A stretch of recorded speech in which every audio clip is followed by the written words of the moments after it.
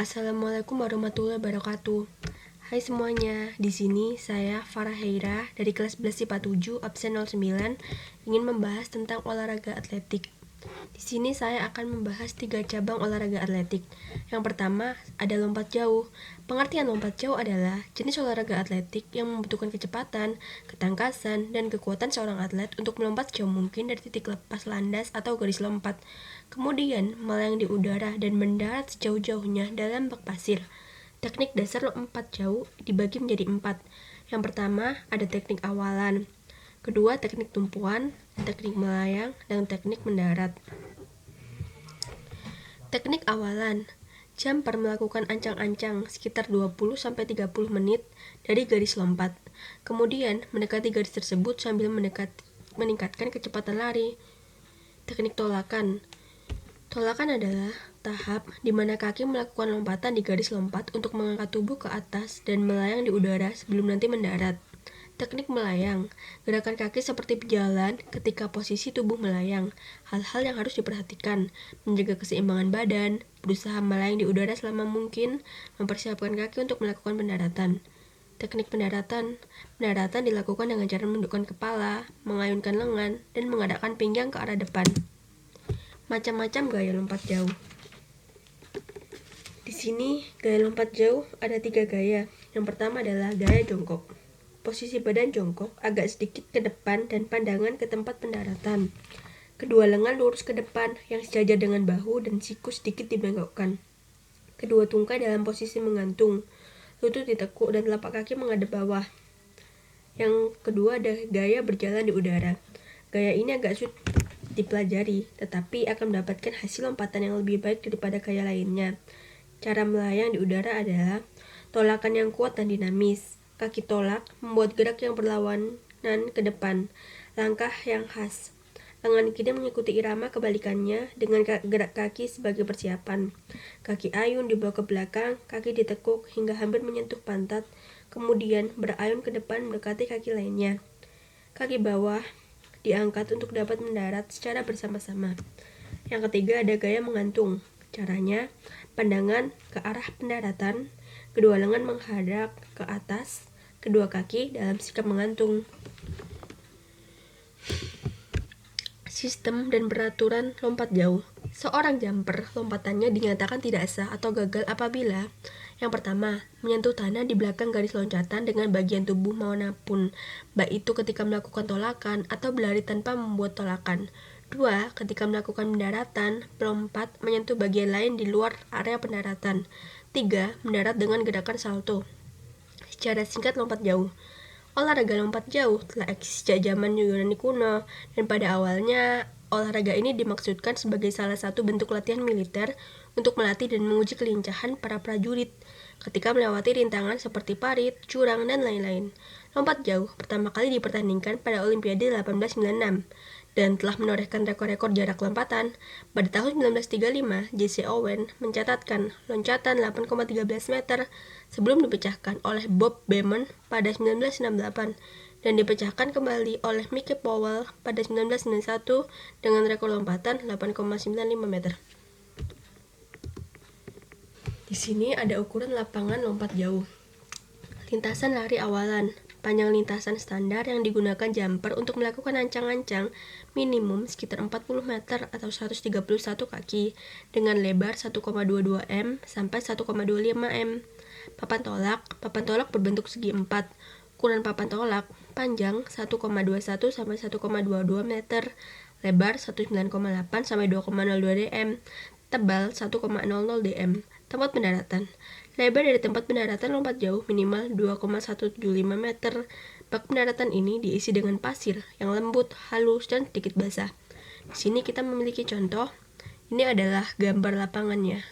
Jadi seperti ini dalam gambar lapangan lompat jauh yang tadi di sini jika sudah diterapkan akan seperti ini.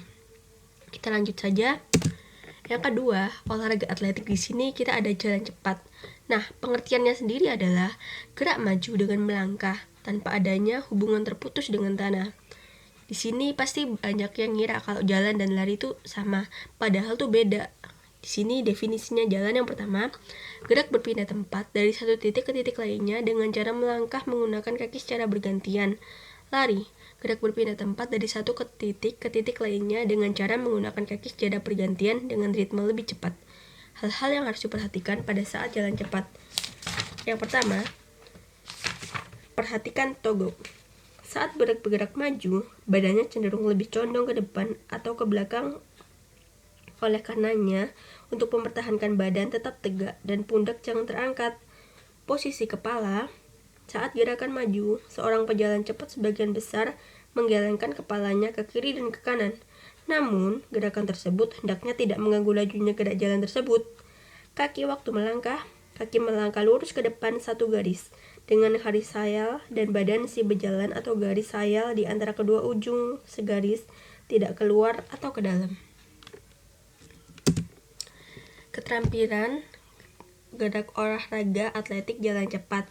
Di sini ada 5 ya. Yang pertama, melakukan teknik jalan cepat.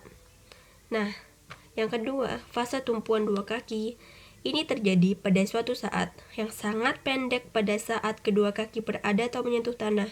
Pada saat ini, akhir fase dorong bersama dengan awal fase tarikan.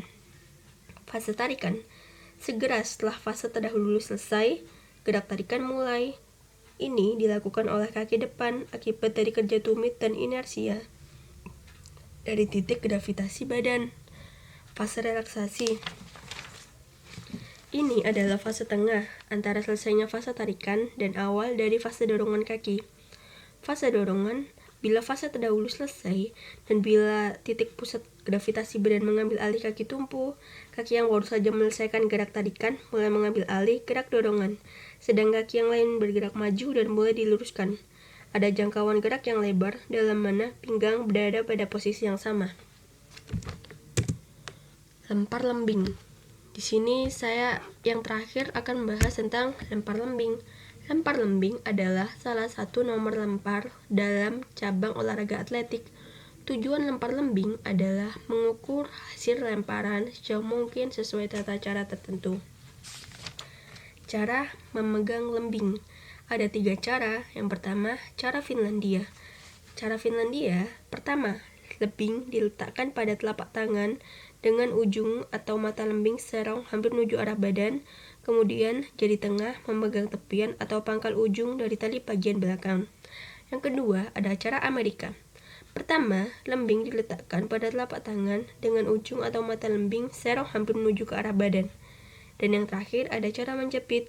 Caranya hanya menjepitkan lembing di antara dua jari tengah dan jari telunjuk, sedangkan jari-jari lainnya memegang biasa. Nah, ini gambarnya. Ini yang cara pertama, Finlandia. Kedua ini cara Amerika, dan yang ketiga ini cara menjepit. Nah, cara membawa lembing, di sini ada gambarnya. Ini membawa di atas pundak, membawa di samping pundak, dan membawa di depan pundak. Lari ancang-ancang atau awalan. Tujuannya untuk mempercepat gerakan pelempar dan lembing. Nah, sifat teknisnya adalah lembing dipegang horizontal. Bagian atas lembing adalah setinggi kepala. Lengan diupayakan tetap tenang stabil. Lari percepatan adalah rileks. Lari percepatan sampai mencapai kecepatan optimum yang adalah dipertahankan. Cara melempar lembing. Melepas lemparan. Dalam tahap melepas lembing dihasilkan kecepatan tambahan dan ditransfer kepada lembing sebelum dilepaskan. Sifat-sifat teknisnya adalah siku kanan ditarik ke depan, badan bergerak ke depan, siku lengan pelempar diluruskan secara eksplosif, sisi kiri badan dihalangi dengan kaki kiri, kaki kanan memelihara kontak dengan tanah sampai lembing dilepaskan.